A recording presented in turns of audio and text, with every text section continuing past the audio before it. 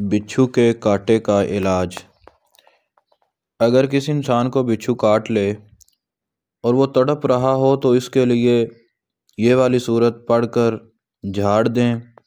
और झाड़ने का ये तरीका है, या तो हाथ के इशारे से या किसी दरख्त की टहनी से जिसमें पत्ते हों।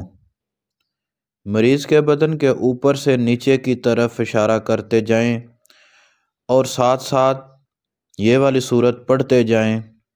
इंशाअल्लाह ताला मरीज़ के जिस्म से दर्द जाता रहेगा। जहाँ पर भी हुआ मरीज़ का दर्द फौरी तौर पर ठीक हो जाएगा। इस तरह जहर का असर ख़त्म हो जाएगा और इंशाअल्लाह मरीज़ सेहतयाब हो जाएगा। वो सूरत जो आपने साथ साथ पढ़ते रहना है, कमोबेश 21 मरतबा सूरत को साथ में पढ़ना है।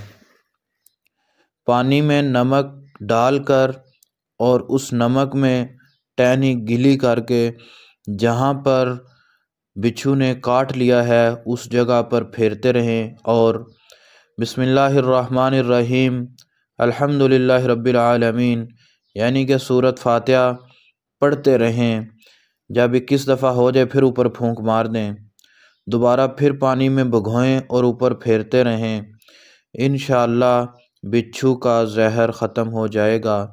जहाँ पर बिच्छू ने काटा है वहाँ से थोड़ा सा ऊपर करके धागे से बांध दें ताकि उसका जहर ना फैले। पाँव में आए तो पाँव के ऊपर से बांध दें, टांग में, हाथ में आए तो हाथ के ऊपर से बाजू में बांध दें ताकि जहर ना फैले। इस वजीफ़े को करें, फौरी तौर पर दर्द ख़त्म हो जाएगा। और इसको सदका जारिया समझ के आगे शेयर करें। और मेरी तरफ़ से तमाम सुनने वालों को इजाज़त है।